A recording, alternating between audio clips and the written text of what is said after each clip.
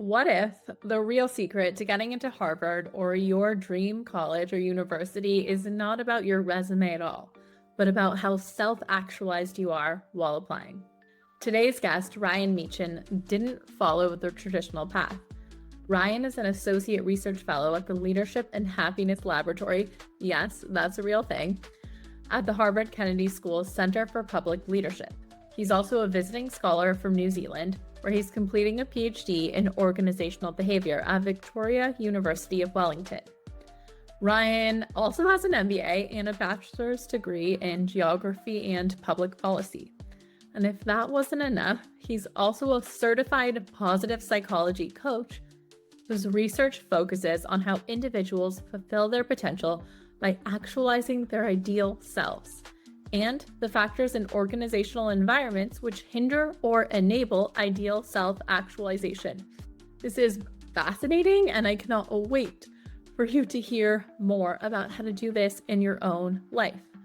More broadly, his teaching and research interests focus on the psychology of human potential, happiness, and leadership. With big dreams and no connections in the US, Ryan forged his own way to worship at Arthur Brooks' Happiness Lab at HKS. And not only did he get a dream position, but his research on self-actualization exists at this rare intersection of theory and practice that will help you create more aligned opportunities in your own life. In this episode, we're going to break down what it really means to self-actualize, how to get on a first-name basis with your career idols, and how to become the kind of student who doesn't just get admitted, but belongs. If you're craving more direction, deeper meaning, and a way into your dream school that doesn't involve selling your soul or pretending to be someone you're not, you'll walk away with practical tips and inspiring insight. Ryan's story will show you what's possible when you lead with a vision, curiosity, and an unshakable sense of self. This conversation is a masterclass in what happens when personal alignment meets elite opportunity. If you want to build a pathway like this with clarity and conviction, click the link in the episode description to apply for the Roadmap, our signature admissions consulting experience that turns confusion into momentum and dream schools into real outcomes.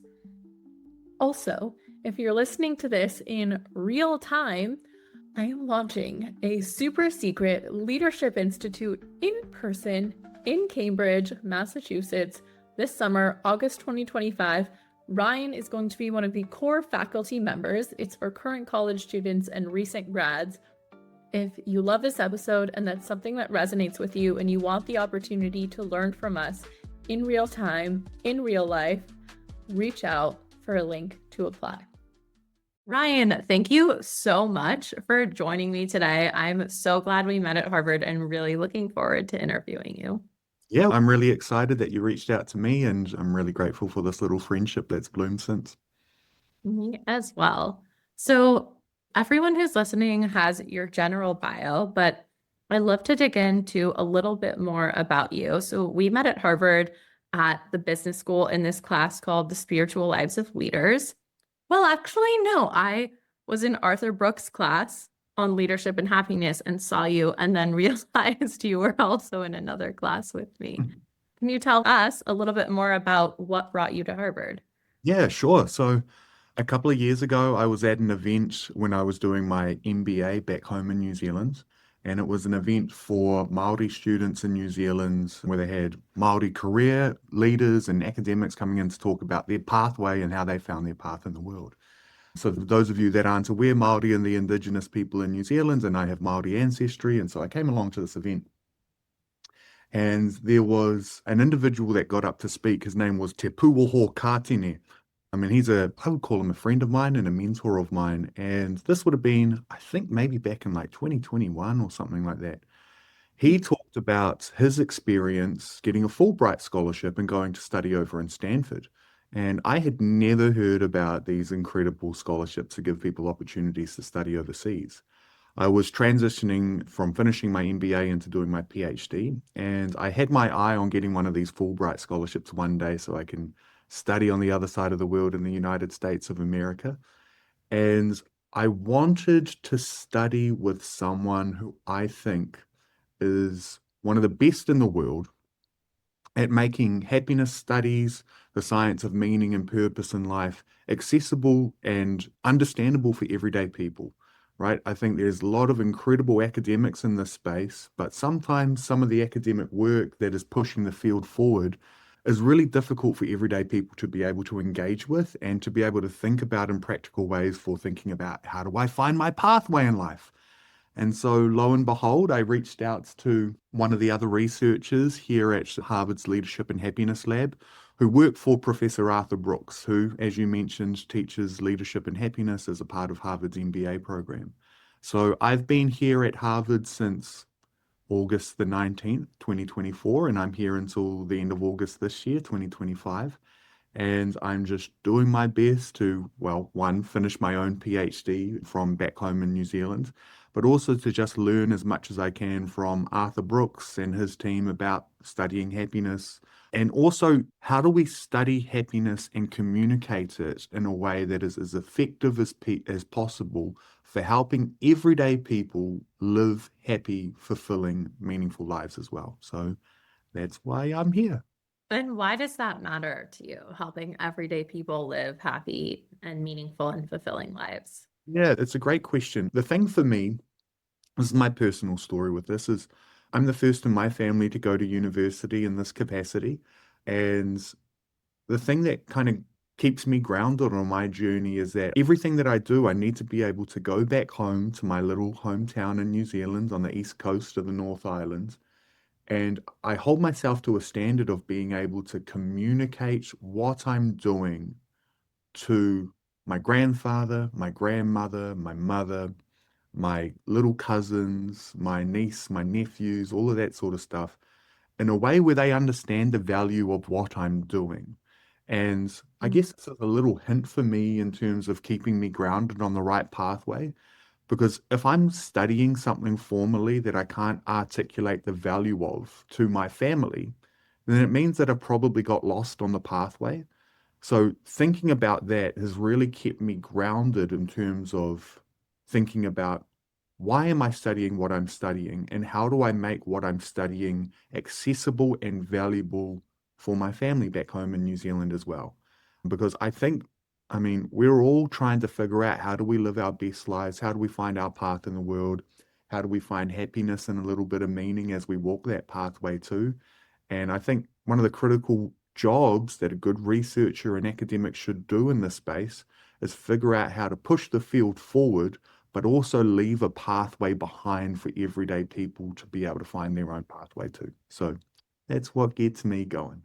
I love the way you phrase that. And I think that's like a huge challenge with all of the chaos going on with higher ed in America right now, which, of course, like you and I probably don't agree with a lot of it, but I do think there's this level of inaccessibility at what's going on at schools like Harvard. And there's a wealth of information and knowledge that's actually really helpful on a day-to-day basis, like this research on happiness or the class we met at Spiritual Lives of Leaders, that I also feel really passionate about expanding it more broadly to people beyond just, the few thousands who happen to be at Harvard, which is such a small segment of the global population.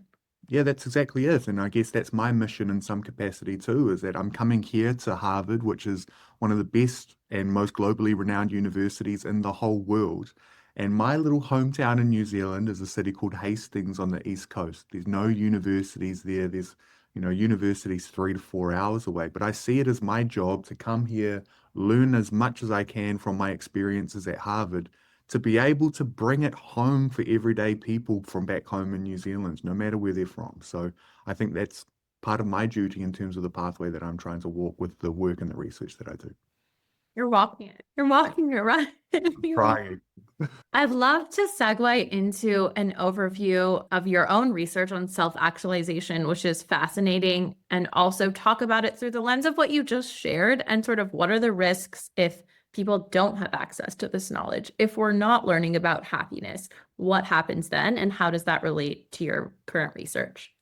Yeah, sure. So my PhD is in organizational behavior. I'm got about 4 or 5 months left on my PhD, and so hopefully it'll be done and dusted by the time I return to New Zealand in September.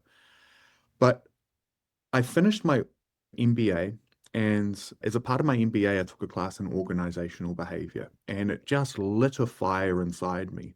Throughout all of my studies, I was a little bit of a lost puppy. Listen, I didn't have the pathway laid out in front of me straight away by, I don't know, my parents saying, this is what you need to study, this is the direction that you need to go. I didn't have that. And in some ways, I think that was actually really liberating because even though I was lost, it meant I needed to find my own pathway in the world.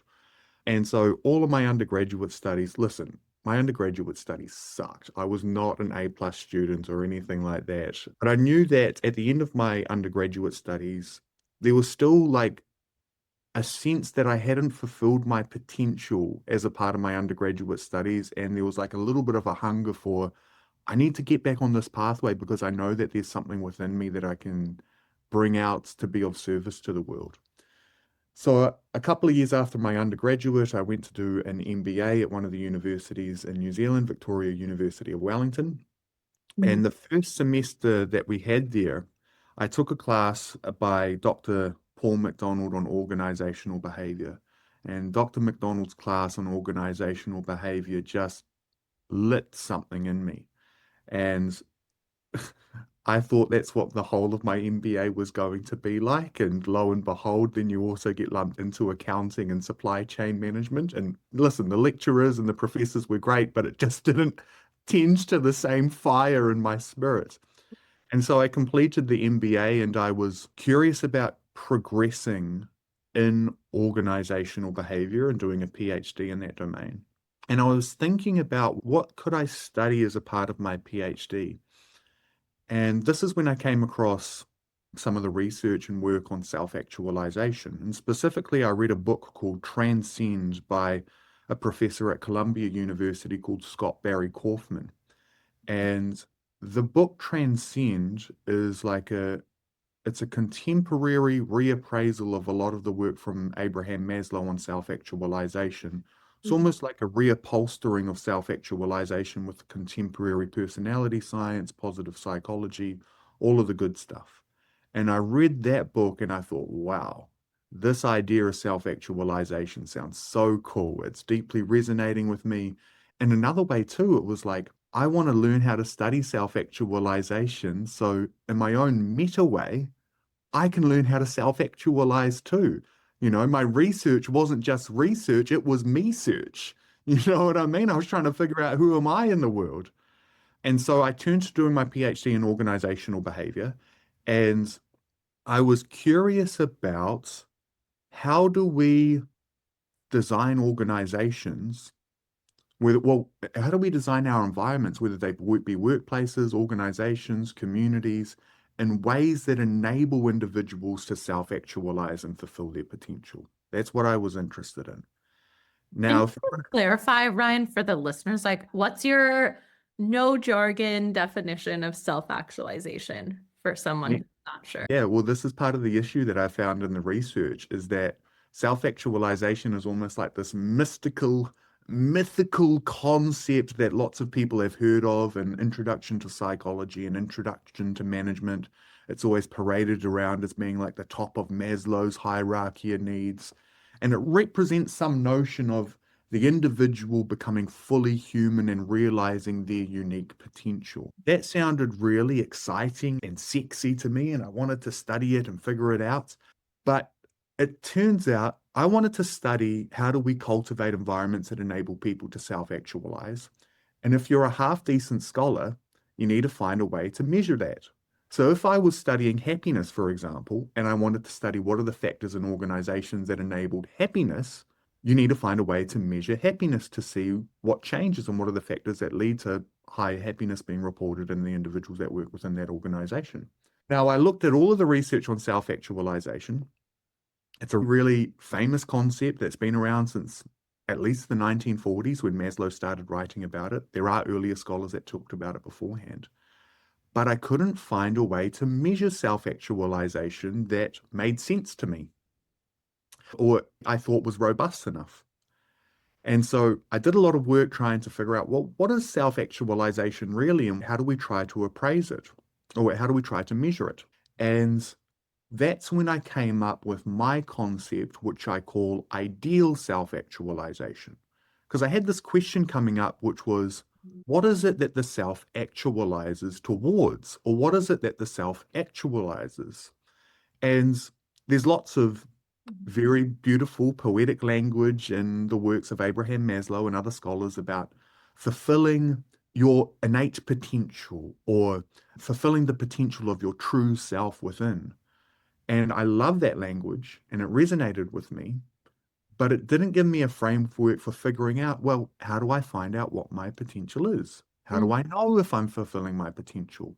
If I'm trying to find my true self within, how do I figure out whether it's a true self or how do I figure out whether it's a false self or an authentic self or an inauthentic self? And I couldn't quite find anything that landed with me for that. And so for my framing of self-actualization, I put what psychologists call the ideal self front and center as the standard for judging whether you're fulfilling your potential or not. Ideal self is your vision of the individual that you want to be in the future, right? Whether it's in 5 years, 10 years, whatever time horizon feels resonant with you in terms of I'm going to be that person one day. If you think too far ahead, maybe, listen, I'm 31 years old. I usually use 60 as my reference point. For some people, that might be too far away. And so I ask people, who is the person that you would be if you were really fulfilling your potential? And then for me, self-actualization is closing the gap between the person you want to be in the future, your vision of who you would be if you were fulfilling your potential, and your current self today, which is the individual that you are right now.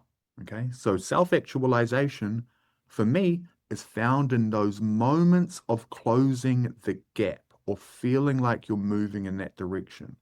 It's not about climbing the mountain and realizing that you've made it to the top and you're fully self-actualized in your ideal self, because your ideal self is a North Star that always changes over time. It's dynamic, it's always shifting, right? My rock star dream when I first went to university in my undergraduate study was to be the mayor of my little hometown in New Zealand.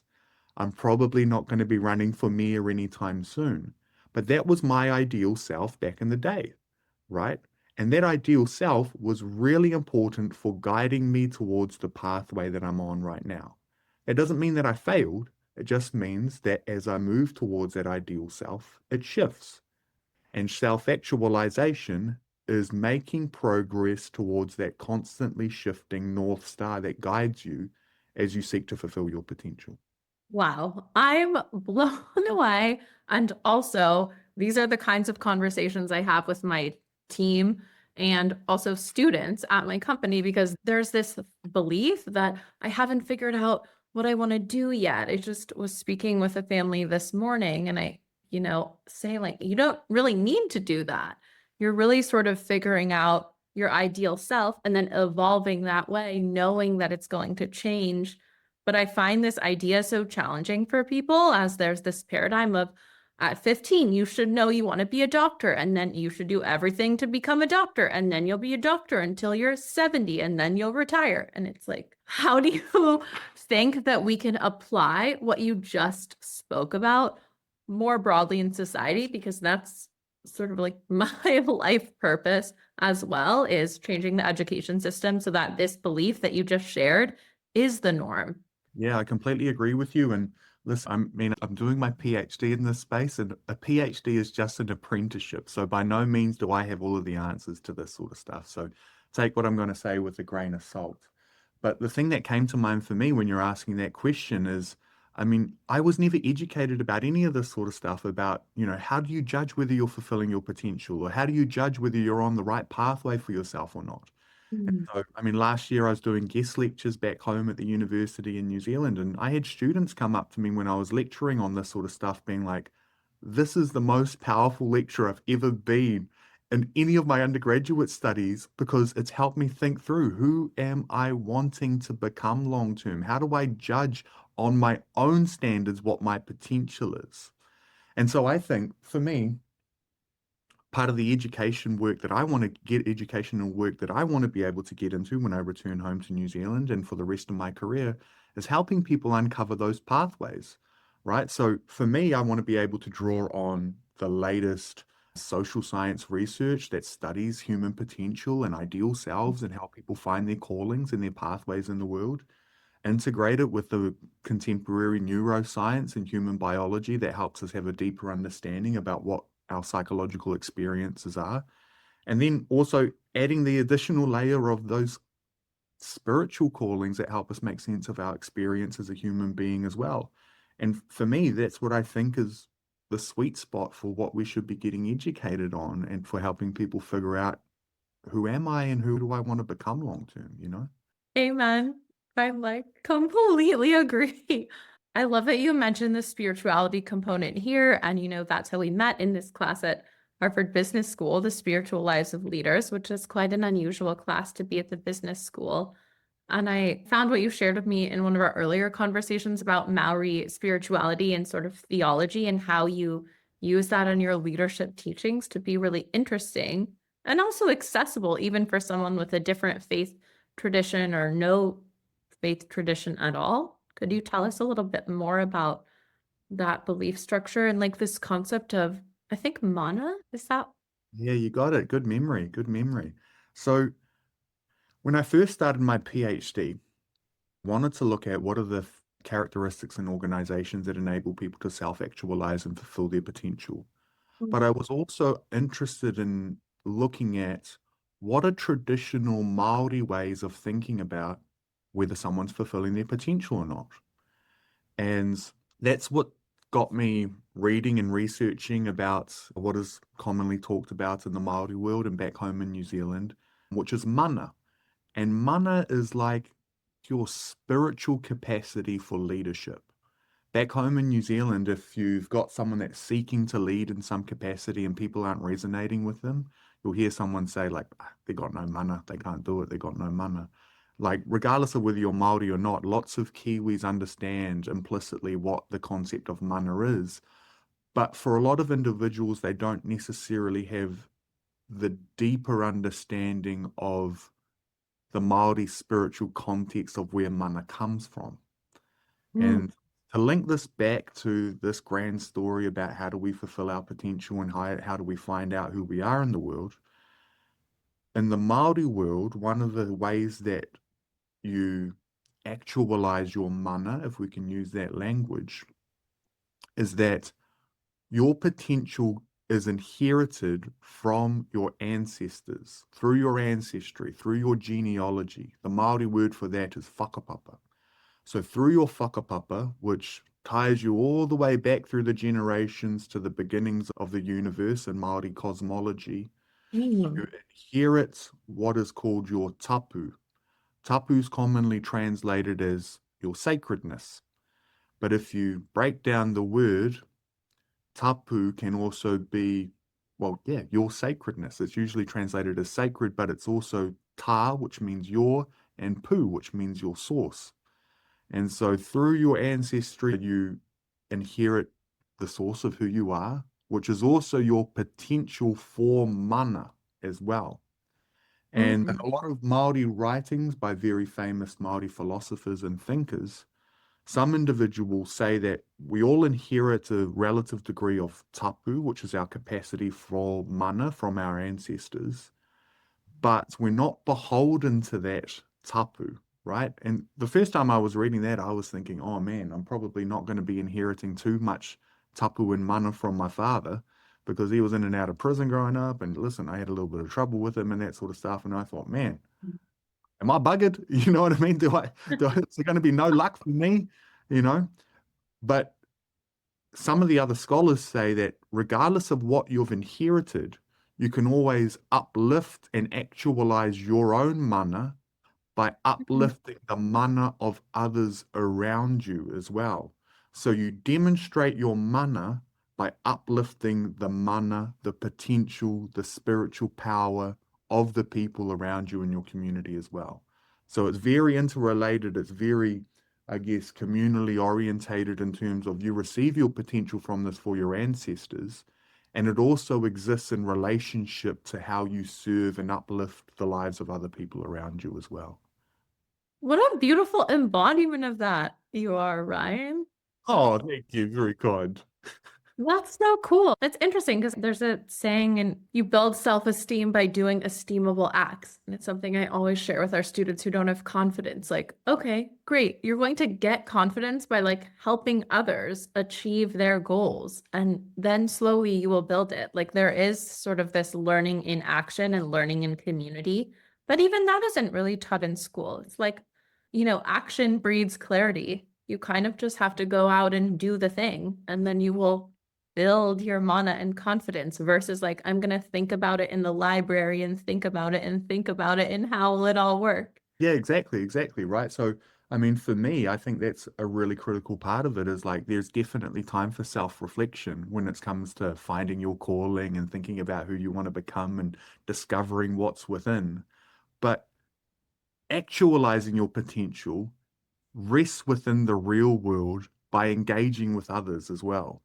Carl Mm. Jung's got a really famous saying, I'm probably going to butcher it, but it's something along the lines of, it's all well and good to meditate at the top of the mountain about what's going on in the world, but if you spend too much time there, all you'll be doing is speaking to hungry ghosts that haunt you, right? So the obligation is, okay, there's a time to go to the library, as you say, there's a time to go up to the mountain to reflect, but eventually you need to come back down to the mountain from the mountaintop and engaged in the world in order to be able to actualize your potential too. At least that's what I think based on the stuff that I've been reading.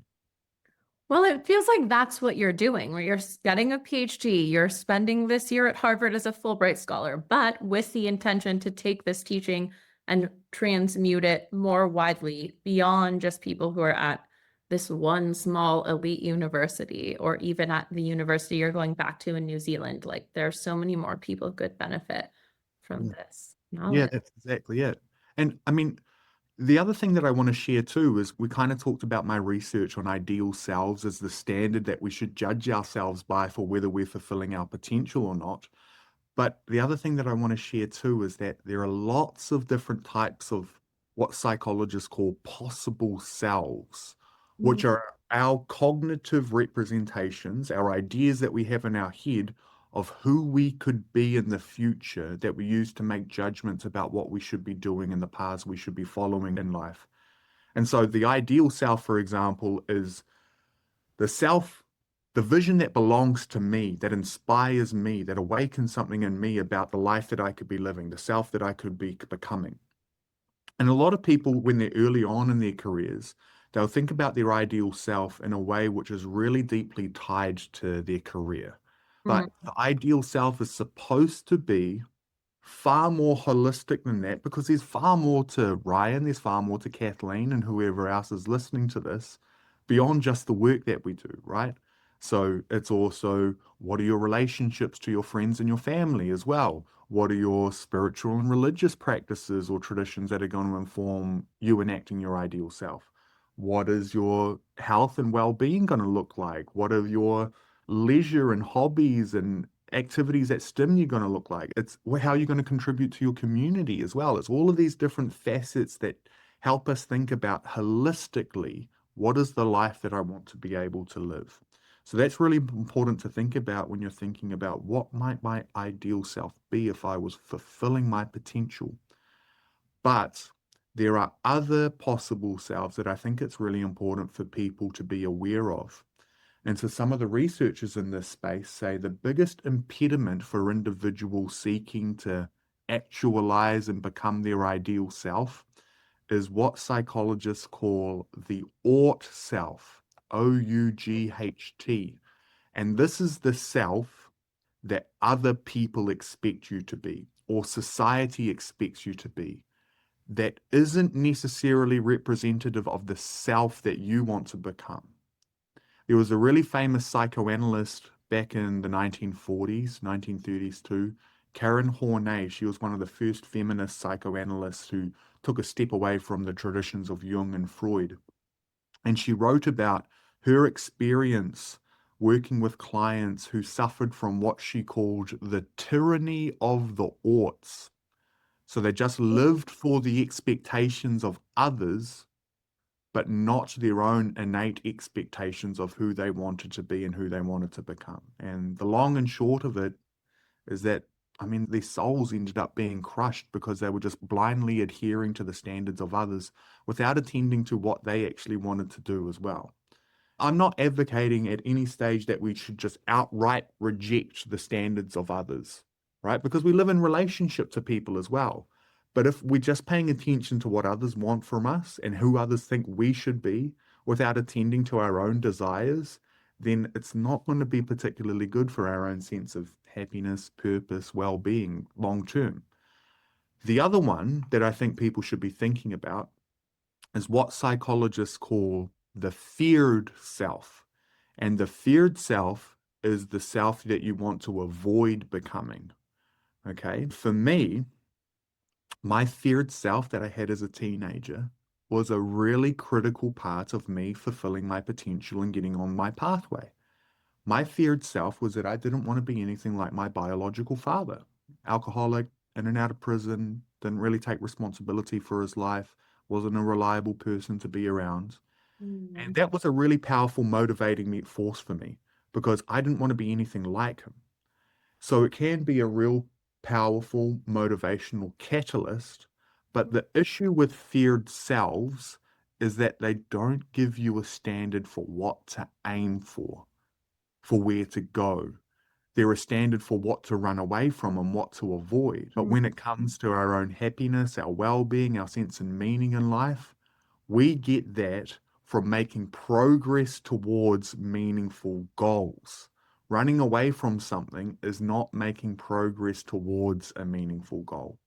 So back home in New Zealand, I do a lot of coaching work, and I'll often hear from coaching clients hints of a feared self. For example, I'm in this job and I can't stand it and I don't want to be anything like my boss. And so what I'll do is I'll help them try to reappraise what that feared self is in a positive term that helps inform who their ideal self is, Mm. right? So if you have a feared self, and I think lots of us do in really clear ways when we think about it, that can be a really helpful tool for informing and making sense of what is my ideal self. And so the metaphor that I use, it's like having a double arrowed compass that point in two different directions. Your feared self says, run away from here, don't move in that direction. But in order to fulfill our potential, we also need to be thinking about, well, what's on the other side of that arrow and what direction is that telling me to move towards as well? Does that make sense? That makes total sense. And I'm thinking about this from a neuroscience perspective and knowing that sort of the subconscious mind doesn't process negatives. So if you're constantly saying, like, don't become an alcoholic or don't become this, but there's no sort of positive that you're moving towards, I would assume, or based on my own informal research and life experience, that you actually will sort of manifest what you don't want because you're spending so much mental time and energy focused on it without an alternative path. Yeah, yeah. Well, so if you just have the negative standard, then that's all you're programming your mind to be able to be attentive to, right? And so you need to be thinking about, okay, that's not to say reject the negative standard. Keep that there. That's a really important thing for keeping yourself on track in terms of you will know when you're falling off the pathway when you have that negative standard in place. But you want to be thinking about what's the other positive standard that tells me if I'm moving in the right direction towards my potential as well. I got really into researching neuroscience when I had a son because, my own parents, similarly to yours, or at least your dad, it sounds like, in my opinion, are not the gold standard. And I was very cognizant of not wanting to replicate those patterns. And most parents will say, like, don't drop your cup, don't do this, don't do that. And all their brain hears is like the positive. So if you keep saying, like, don't spill your lunch, don't spill your lunch, well, your kid is going to spill their lunch. Or like, don't yell, don't run, don't throw that ball in the house. So I like consciously now focus on, okay, like, what is the reality I'm trying to envision for him? And like, how do I communicate with that with my language, even on a micro scale?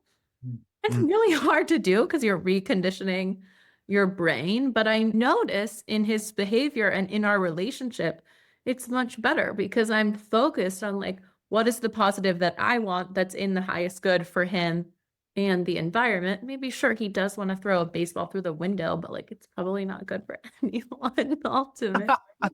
Yeah, that makes sense. I love that. I love that. And I mean, the research tells us that's primarily what happens in organizations and workplaces as well, is that it's all oughts. I want you to do this. I need you to do that, yada, yada. What we really need in organizations as well is ways for helping people actualize their dreams, their ideal selves.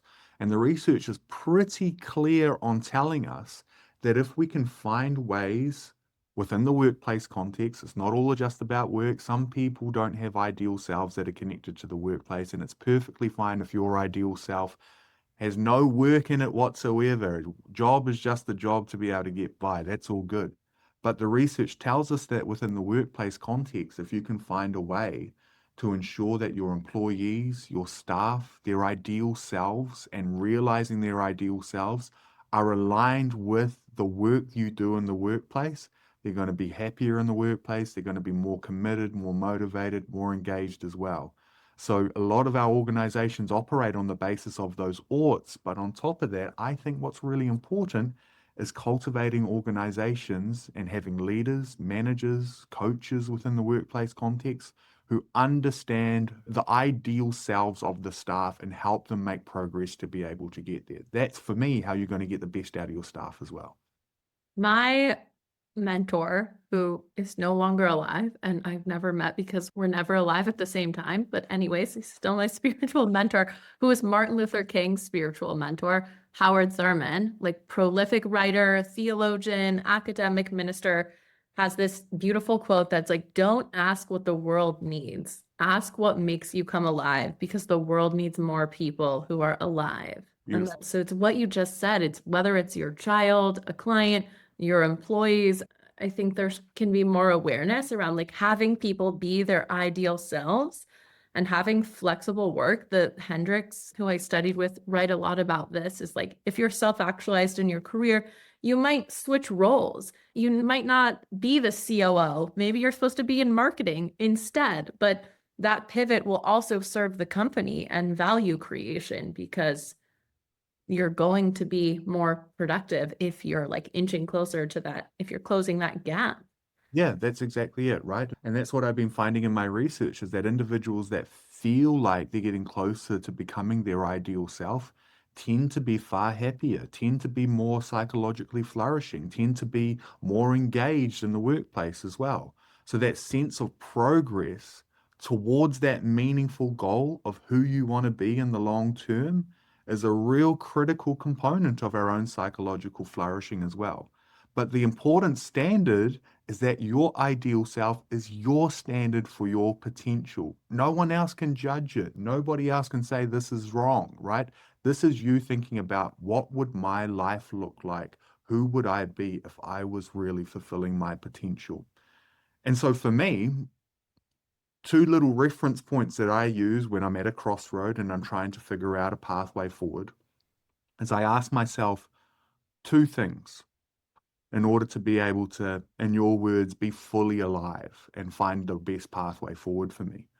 I ask myself, what would inspire 14-year-old Ryan? Mm. What would make 60-year-old Ryan proud? And if I can find a decision that ticks both of those boxes, then I'm on the right pathway. I love that you asked this because the next question I was going to ask you is at what age, based on the current research in neuroscience and psychology, can we begin to do this work? And how often do you recommend revisiting this concept of the ideal self to like allow it, both it and your current reality to evolve? Yeah, great questions. In response to revisiting and our ideal self, I think that's just something that we need to constantly attend to. And if you're thinking about this sort of stuff, we realize that it changes over time. The research in Mm. this field tells us that roughly in adults, your ideal self shifts every 5 to 7 years in terms of what you think your ideal self is. Now, that's not like every 7 years there's going to be, next year it's just going to change like this. It's just like a rough general rule of thumb. But the reason that's really important is because evidently, I mean, we go through different seasons in our life. We have really powerful life experiences that completely shift our sense of who we are in the world and who we want to become long term. Listen, if I had children tomorrow, if my wife came home and suddenly told me that she was pregnant, that's probably going to change my ideal self. So Mhm. our ideal self is always shifting based on the pathway that we walk and based on what life has in store for us as we're walking that pathway as well. But in terms of your question before that, in terms of when should we be thinking about these sorts of things? Is there an age to start? I mean, for me, I think the time to start is now, no matter what your age is. Yeah. And the reason that I say that, especially for young people, is that there's this beautiful research from a developmental psychologist who was around years and years ago called Torrance, Torrance. And he was really interested in what predicts creativity and creative achievement in adults as they develop across the lifespan. And as a part of his research, he followed a group of children, I think it was a couple of hundred of children, for about 40 years or so to see how they developed across the lifespan and what led to creative achievement. And he found one thing that predicted creative achievement later on in their lives. And it wasn't how smart the children were, it wasn't how wealthy the parents were, it wasn't whether they went to Harvard University or whatever university. The most important factor that predicted creative achievement later on was the degree to which, as a child, they fell in love with an image of their future. Wow. Yeah. So this has really powerful consequences. It seems to have very powerful consequences, even in children, when you're thinking about what's my resonant future of who I want to be, right? So it's not something that you need to wait until you're 30 years old. It's something that dynamically changes across our life. But for me, I think what's really important is that we get a clear sense on, no matter our age, whether we're 5 years old, maybe when we're 70 years old as well, is what does an awesome life look like for me? What does my ideal self look like for me? And use that as a standard for how do I spend my days? What do I do today to live in alignment with actualizing that ideal self?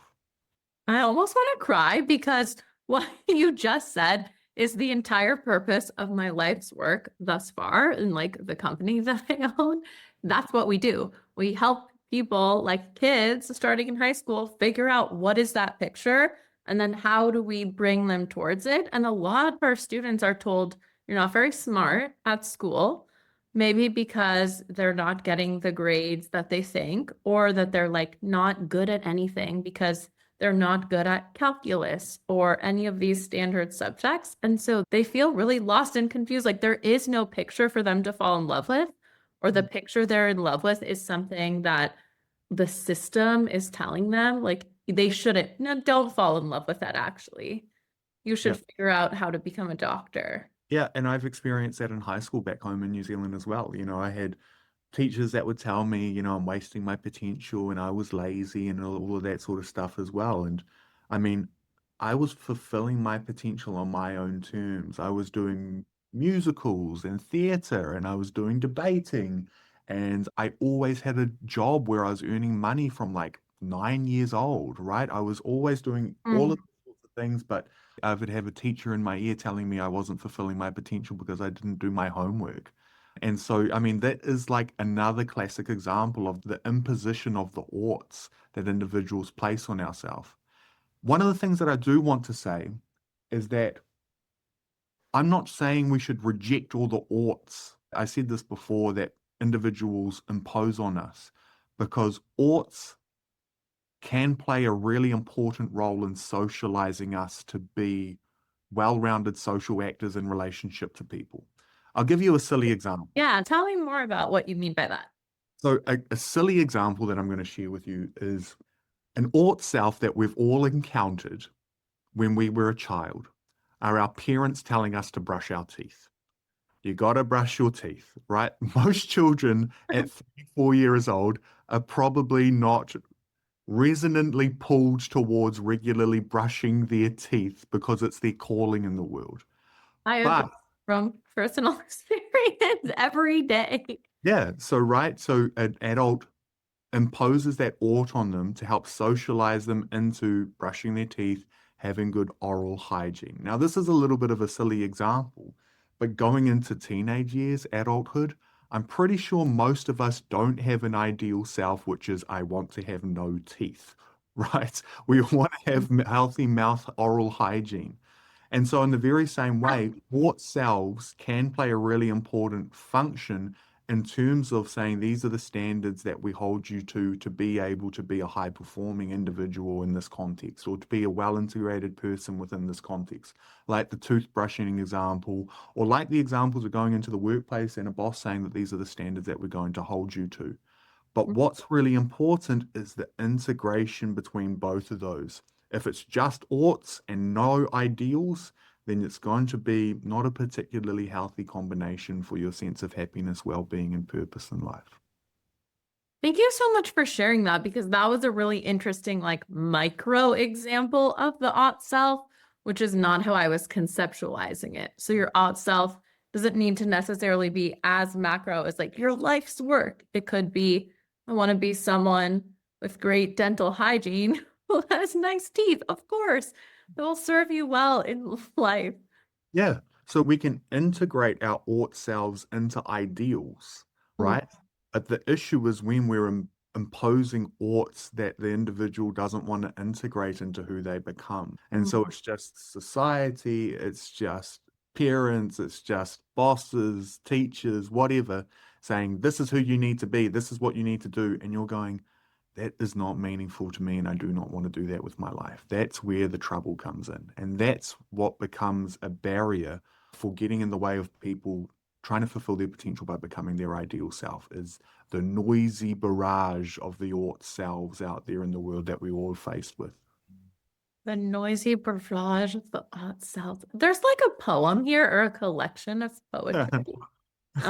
Yeah, it reminds me of David White, this Welsh Irish poet who I love. I think you guys should collab on a book. I'll see. I'll reach out to him. We'll see what emerges. The tyranny of the ought selves, like how fabulous. I could see a play, an immersive art exhibit, like so many things there. The tyranny of the ought selves.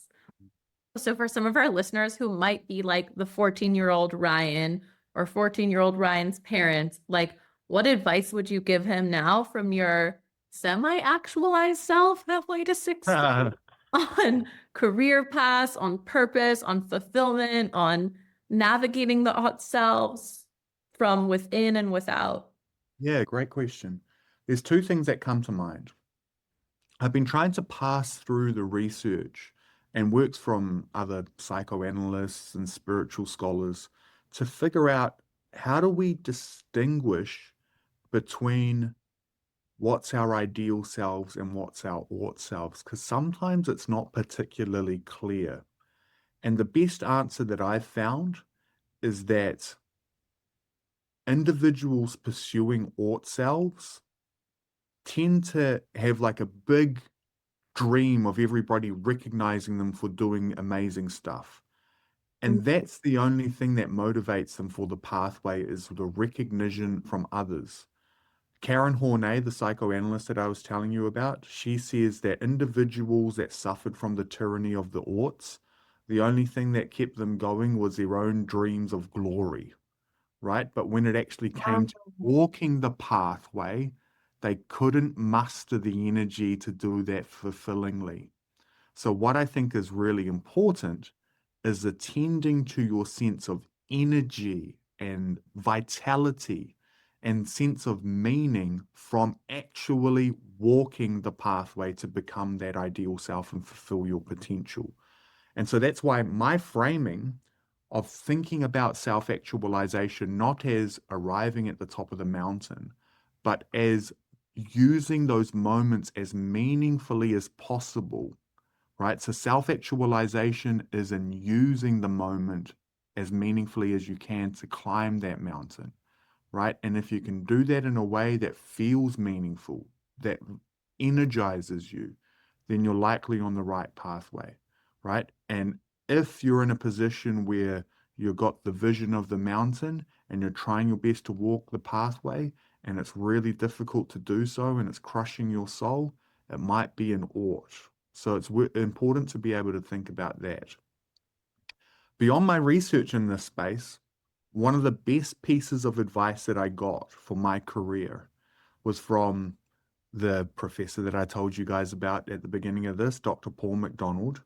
And I remember we were sitting in class one day and he said something along the lines of, if you want to be world class or a leader in your field in the work that you do, the best advice that I can give you is ride the hyphen.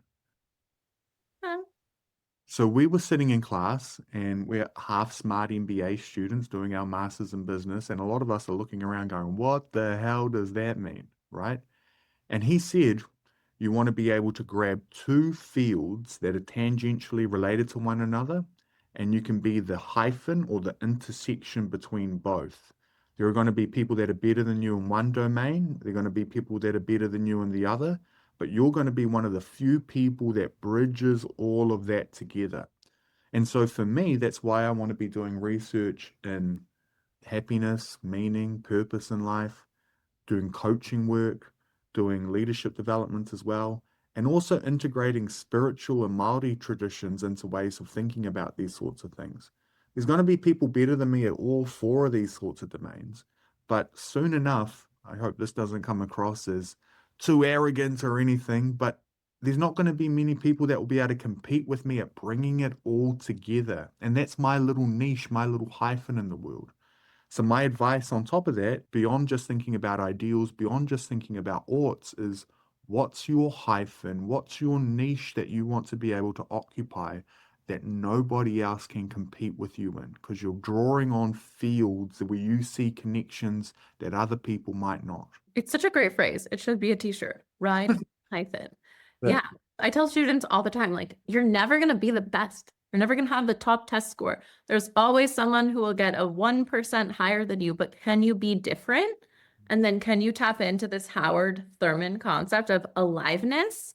yeah, Because what's alive in you, which is inherently on a hyphen, like we all have many interests, yeah, can never replicate what's alive in someone else in the exact same way. And this has what shaped my time at Harvard. And what's made it so fascinating is that I fulfilled the requirements for my program very quickly. And then I just branched out and tried to find like the most interesting courses at every single school, the divinity school, the business school, the Kennedy School, the law school. How could I be at this intersection of like education, law, leadership development, theology, business, all at the same time? That has been the highlight of my experience here. And I've barely met anyone else doing that. And it's not that hard to do if you yeah. just try it. And like it opens so many more possibilities than if people I meet who say, like, oh, I took all my classes in higher education because that's what I'm here to research. I'm like, well, your perspective is then so limited instead of bringing everything else in. Yeah, I completely agree with you. And I mean, that's one of the things that I recommend my undergraduate students back home in New Zealand as well, is that if you're unsure about what your ideal self is, just play around with your interests. Psychologists have a little bit of research in this field, which focuses on the role of experimenting with what they call provisional selves.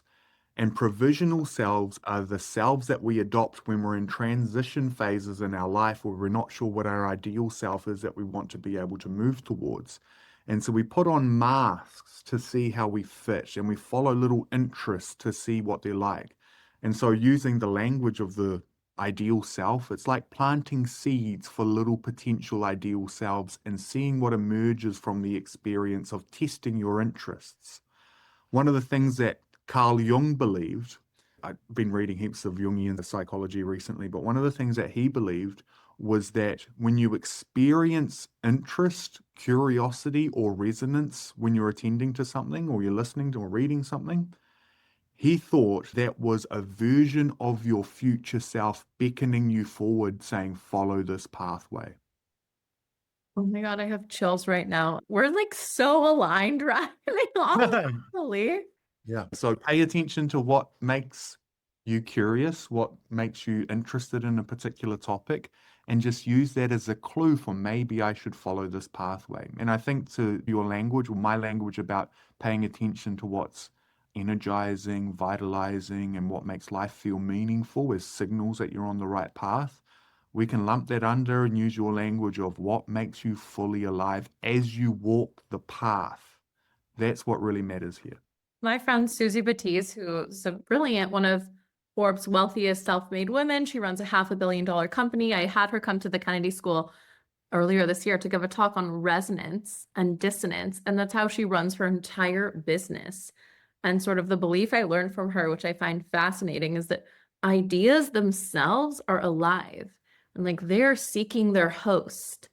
And even I was reading this something, I think it was about Einstein, maybe, who said, like, if I don't take action on this idea, like, then it will go to some other scientist because the idea wants to be birthed through a host, a human. And so it's seeking resonance. So it's like your future self is beckoning to you, but you are also beckoning to it as like a lighthouse of, hey, I can birth this creation in the material world. This is at least my spiritual belief system. And Susie is like really interesting example because she's wildly successful, very singular, and this is how she runs her company. Mm, She'll mm. have an idea, get obsessed with it, bring it into being, and then along the way, things might not quite feel right in her body, and she won't do it even though everyone's saying, sign this deal with Target. So No. like it feels off. It's not alive. And we can teach people how to do this themselves. It's not like, oh, it's random or, you're just special. Sure, we all are special, but I think there's a framework and a pedagogy and tools you can learn. Yeah, exactly. And that's the sort of educator that I want to be long term. So You thank already are, Ryan. You already are. Oh my God, I'm so sad this is ending because I could literally talk to you all day about this. Well, luckily we've got plenty of time to hang out after this. We'll be all good. We definitely will. I'd love to just end with something light and fun. Not that this wasn't light and fun, but it was also deep and spiritual. What is something you're currently obsessed with outside of self-actualization and outside of work? Man, I'm gonna break the spell of all of the stuff that I've been talking about now, but man, I've just been like living a childhood dream being in the United States at the moment, and I've been going to all of these like WWE wrestling shows and that sort of stuff while I've been here, and it's been amazing. So I've been getting way back into my WWE wrestling while I've been in the United States, and I just bought tickets for when WWE come to Boston in August before I go home to New Zealand because Boston is John Cena's hometown and he's retiring this year, so it's going to go crazy. Okay, I want to go to that. That sounds fun. If you could incorporate your obsession with WWE into sort of your work and life, how do you think this connects to your ideal self? It's Excuse me, so funny. Ryan. That no, like seriously, it's theater. It's theater. It's all theater, and it's incredible, and I love it. And so for me, when I'm on stage and I'm facilitating a workshop or doing a lecture, I'm trying to embody the same sort of theatrical spirit as well. Listen, I used to be a theater kid in high school. That's how it's all connected for me. Listen, if I can integrate the spirit of the WWE into my hyphen, then I've cracked it. That's the pathway for me. Amazing. Thank you so much, Ryan. That was wonderful. A little, such an amazing interview. Ryan, thank you for spending part of your day with us. I hope this story lit something up in you. You don't need to wait for anyone to hand you permission. You get to create your own definition of success and still wind up at Harvard, Stanford, across the world, or wherever your spirit leads you, or should I say, your ideal self. If you're curious about what a self-actualized admissions process could look like for you, apply for the roadmap today. We'll help you define your theme, craft opportunities that light you up, and turn your college list into a mirror of your highest self. Next week, we're shifting gears into action mode. I'll be sharing the 3-step process to unlocking summer opportunities that actually move the needle. No more wasting time on programs that sound impressive, but actually do nothing for your future. This one is a game changer. And if you're listening to this in real time, then we'll have the opportunity to learn from Ryan and I and a host of other incredible faculty members in person in Cambridge in August 2025. Reach out on Instagram or by email.